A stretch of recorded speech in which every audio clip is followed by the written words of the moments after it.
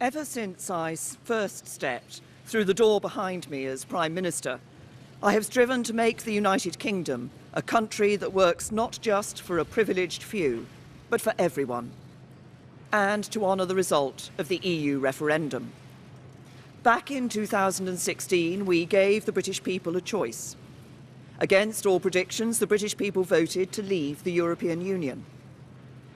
I feel as certain today as I did 3 years ago that in a democracy, if you give people a choice, you have a duty to implement what they decide. I have done my best to do that.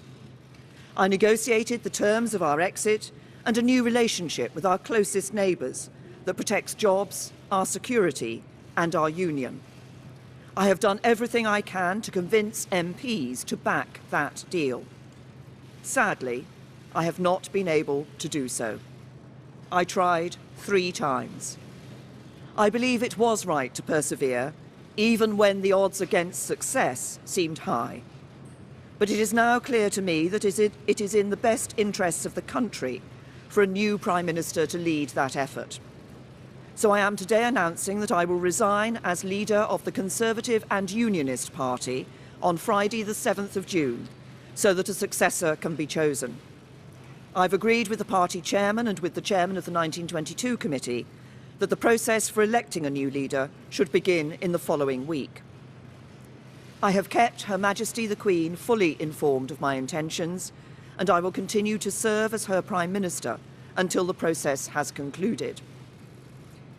It is, and will always remain, a matter of deep regret to me that I have not been able to deliver Brexit. It will be for my successor to seek a way forward that honours the result of the referendum. To succeed, he or she will have to find consensus in Parliament where I have not. Such a consensus can only be reached if those on all sides of the debate are willing to compromise. For many years, the great humanitarian Sir Nicholas Winton, who saved the lives of hundreds of children by arranging their evacuation from Nazi-occupied Czechoslovakia through the Kindertransport, was my constituent in Maidenhead. At another time of political controversy, a few years before his death, he took me to one side at a local event and gave me a piece of advice. He said, "Never forget that compromise is not a dirty word. Life depends on compromise." He was right. As we strive to find the compromises we need in our politics, whether to deliver Brexit or to restore devolved government in Northern Ireland, we must remember what brought us here. Because the referendum was not just a call to leave the EU, but for profound change in our country. A call to make the United Kingdom a country that truly works for everyone. I'm proud of the progress we have made over the last 3 years. We have completed the work that David Cameron and George Osborne started. The deficit is almost eliminated. Our national debt is falling and we are bringing an end to austerity.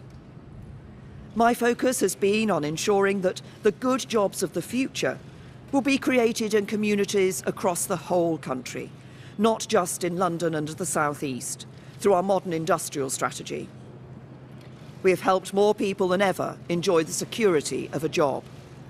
We are building more homes and helping first-time buyers onto the housing ladder, so young people can enjoy the opportunities their parents did. And we are protecting the environment, eliminating plastic waste, tackling climate change, and improving air quality. This is what a decent, moderate and patriotic Conservative government, on the common ground of British politics, can achieve, even as we tackle the biggest peacetime challenge any government has faced. I know that the Conservative Party can renew itself in the years ahead, that we can deliver Brexit and serve the British people with policies inspired by our values. Security, freedom and opportunity. Those values have guided me throughout my career. But the unique privilege of this office is to use this platform to give a voice to the voiceless, to fight the burning injustices that still scar our society. That is why I put proper funding for mental health at the heart of our NHS long-term plan. It's why I'm ending the postcode lottery for survivors of domestic abuse. It is why the race disparity audit and gender pay reporting are shining a light on inequality, so it has nowhere to hide. And it is why I set up the independent public inquiry into the tragedy at Grenfell Tower, to search for the truth, so nothing like it can ever happen again, and so the people who lost their lives that night are never forgotten. Because this country is a union, not just a family of 4 nations, but a union of people, all of us. Whatever our background, the colour of our skin, or who we love, we stand together, and together we have a great future.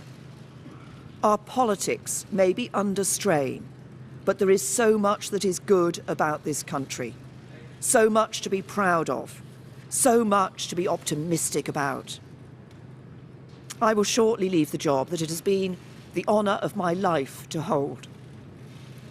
The second female Prime Minister, but certainly not the last. I do so with no ill will, but with enormous and enduring gratitude to have had the opportunity to serve the country I love.